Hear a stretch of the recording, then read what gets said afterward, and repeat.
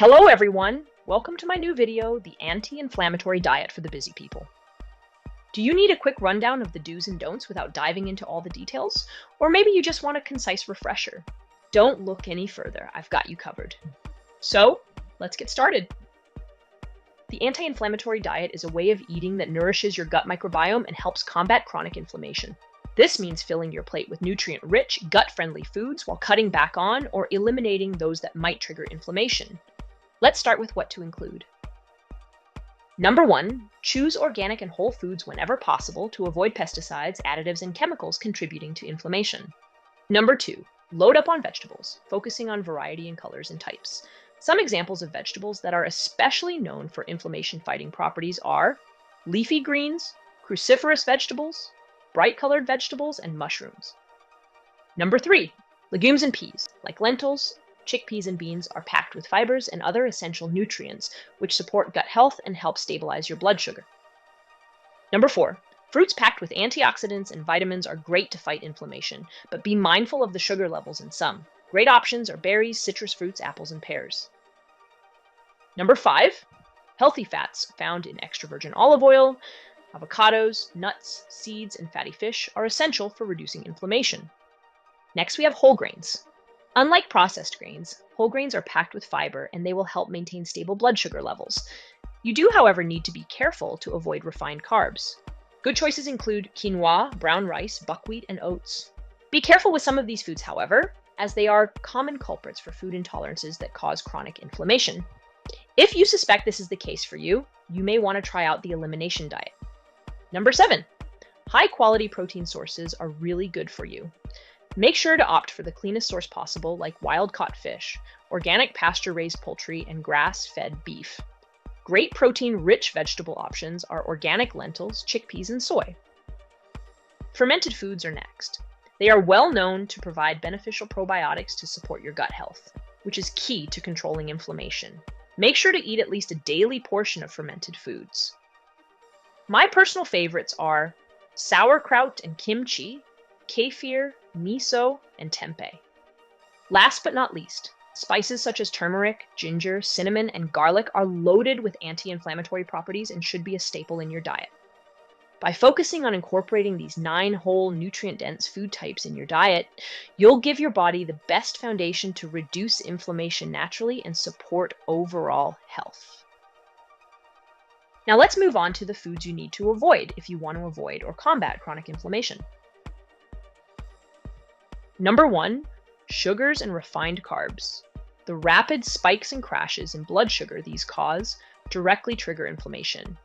Your body is unable to deal with these properly, and if eaten consistently, this will cause chronic inflammation. So be sure to avoid foods that contain sugar, as well as items like pastries, white bread, white pasta, and sugary cereals. Instead, opt for homemade and whole grain versions and use natural sweeteners like honey in moderation. Next on the list is processed foods. Loaded with sodium, trans fats, and chemical preservatives, processed foods disrupt cellular health and contribute to oxidative stress, a major driver of inflammation. So be sure to avoid anything with a food label that shows a long ingredient list or includes ingredients you have never heard of. Instead, stick to fresh, whole foods whenever possible. Also very important to avoid are processed meats. Not only do these contain very high levels of saturated fats, they often also contain insane high levels of nitrates and preservatives that can exacerbate inflammation. I am referring to items like hot dogs, bacon, and deli meats, or cold cuts like ham, turkey, salami, and bologna. Also, most cured meats belong to this category. Swap them for lean proteins like organic chicken, wild-caught fish, pasture-raised beef, or plant-based sources like tofu and lentils. Fried food and trans fats are equally important to avoid. Frying at high temperatures creates harmful compounds that damage proteins in the body and trigger inflammation. On top of that, trans fats are usually used for frying. Even small amounts of trans unsaturated fatty acids trigger inflammation, cholesterol problems, heart disease, and have shown to interfere with your insulin function. Instead of fried and packaged baked goods or frozen meals, choose grilled, baked, or steamed foods using olive or coconut oil or butter from grass-fed cows. Next on the list of foods to avoid are products containing artificial sweeteners and additives. Many additives and artificial sweeteners are known to disrupt your gut health by killing beneficial bacteria, which play a key role in regulating inflammation. Opt for natural, minimally processed alternatives such as honey or maple syrup, but always use in moderation. Many additives can also easily be replaced by more natural versions depending on the purpose. Examples are using mashed avocado, banana, chia seeds, and certain types of starch as food thickeners, so you could ditch the CMC, or using natural yeast or miso paste to replace MSG, which is used as flavor enhancer in many fast foods. Last but definitely not least, too much alcohol overworks the liver, an organ that is essential for detoxifying the body. Over time, this can lead to inflammatory liver conditions. If you drink, keep it moderate and choose options like red wine in small amounts, which contains anti-inflammatory compounds. And that sums up the foods on your anti-inflammatory no-go list. By cutting out these major inflammation triggers, you'll create a strong foundation for better health. There is, however, an additional list of food groups that you should be cautious with. While the foods to avoid are generally considered problematic for everyone at all times, the foods to limit or be cautious with are often associated with inflammation, though the inflammatory responses to these foods differ widely based on a variety of individual factors. For some, these foods may be completely harmless or even beneficial, while others may experience inflammation from even small amounts. The most common culprits in this category include gluten and dairy. As these are the most common amongst food intolerances and food allergies, these two are usually where to look first as part of the anti-inflammatory diet.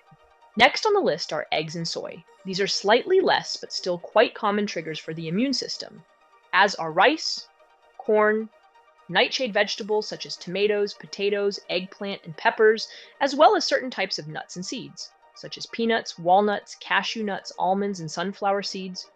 Now, you don't have to cut these foods out altogether forever. The idea is to figure out which of these foods impact you negatively, and then subsequently limit or stop your intake of them. One widely used approach to identify which foods to eliminate and when to reintroduce them is the elimination diet.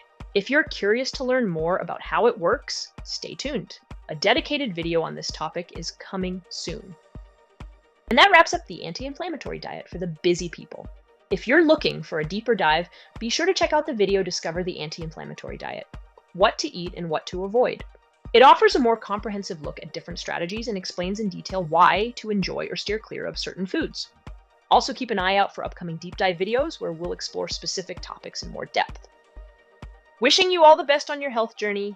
I'm excited to keep supporting you along the way.